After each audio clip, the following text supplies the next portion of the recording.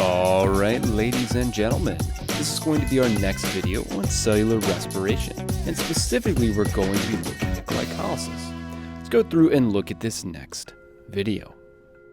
So what is glycolysis? Well, glycolysis is the first set of reactions in cellular respiration, and it literally means the breaking of sugar. Now remember, it's a carbohydrate, so we have a glucose molecule here, it's also a hexose. But when we go through and write down the process here, we're actually going to represent glucose like this. It's just going to consist of the carbon molecules. So the 6 gray spheres here are just going to represent our carbon molecules, and it's going to save us time when we go through and look at the models. So in the process of glycolysis, we are taking our 6 carbons and we are going through and we are breaking apart glucose and we are turning them into 2 pyruvate molecules, which are going to go to the Krebs cycle. Now this process is going to generate a small amount of energy. Remember, the goal is to generate energy for organisms here. And we're going to generate a small amount of energy to power the Krebs cycle and the electron transport chain.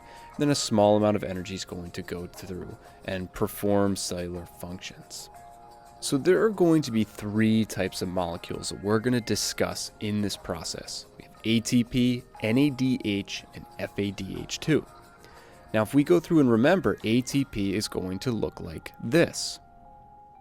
And if we're reviewing ATP, remember, it's like our flashlight with our batteries. ATP turns into ADP, and ADP turns into ATP. ADP is like our uncharged battery. If we have a fairly uncharged battery, the beam is not going to go very far from the flashlight. So ADP is kind of like that uncharged battery. Now ATP is like our fully charged battery, and this is going to project a larger beam. It's going to give off more energy. So ADP, remember, it's just like an uncharged battery. It only has a small amount of energy, whereas ATP is like our charged battery. And what we do is we go through and break off that phosphate. And when we break that phosphate off and hydrolyze that ATP, it's going to go through and release energy. Now, NADH is going to be a little bit different, and it's a really complex molecule, so I'm just going to represent it with these 2 ovals here. Now, when I go through and strip off a hydrogen and 2 electrons, I'm going to create NAD+. The reason is because the hydrogen is positively charged and there's 2 negatively charged electrons here. So what we're left with our NAD is just a positively charged molecule. Now, those electrons can go through and be used as a source of energy. So we can break the bonds in ATP, hydrolyze it and get the energy, or we can use electrons as sources of energy. And we can use those excited electrons to power the electron transport chain.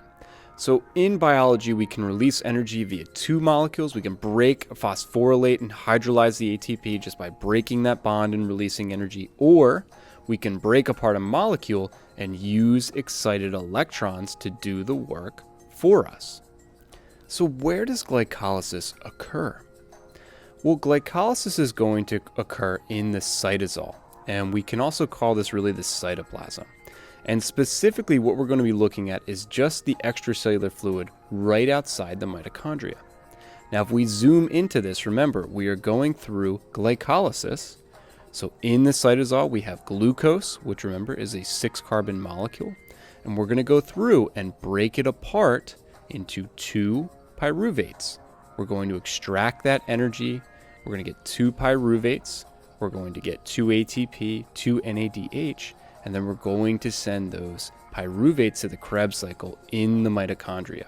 But this first step of cellular respiration occurs outside the cell, or outside of the mitochondria, in the cytosol or the cytoplasm of the cell. So in order to better understand glycolysis, we have to understand this phrase here. In order to make money, you have to spend some money. So let's say I had some money to invest. Now I can make more money with the money that I have, but I have to go through and invest it. So I'm going to take however much money I have, I'm going to put it in the stock market. We're going to assume the stock market goes up. Now, as the stock market goes up, I spent my money, I invested my stocks, and then I go through and I cash that money out. I spent money, but I invested it in companies that also made money, and then they shared that money back with me. This is just basic investments in stocks. You're getting a little bit of an econ lesson in this biology lesson as well. So let's say I had, I don't know, $1 million. Let's look at our yearly profits for the stocks. So let's say I went through and I spent, I don't know, let's say I spent $2 million here. So I go through, I'm going to spend $2 million. I'm going to spend it on stocks. Now, 40 years later, I cashed that money out and I made $4 million. Well, what is my net profit? Spent $2 million. Now I have $4 million. Well, my net profits are $2 million. I have $4 million now, but I had to spend $2 million to make that $4 million. So now my net profits here are $2 million. Take the total money made, subtract it from the total money spent. There's my net profit. So when we look at glycolysis, it works in the same fashion. Remember, it's going to occur in the cytoplasm or the cytosol. I'm taking glucose. We're going to take 6 carbons of this glucose molecule here, and I'm going to go through. I'm going to take ATP, 2 of them. I'm going to spend 2 ATP, and I'm going to get, remember, 2 ADP when I go through and spend and use the energy.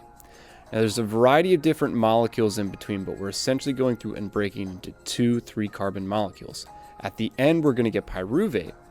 However, this first part is where we spent our money.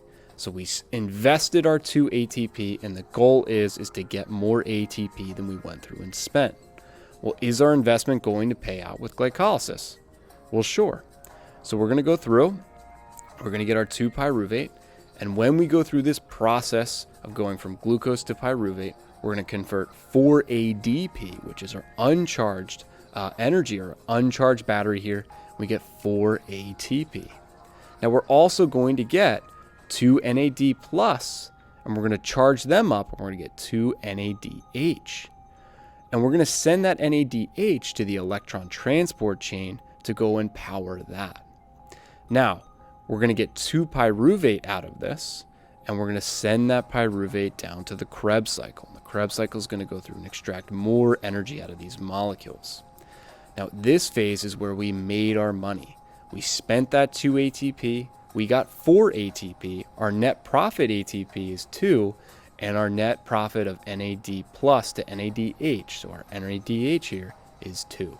So we started essentially with $2, and now we have $4. So if we're looking at glycolysis as a whole, we're going to go through this concept map.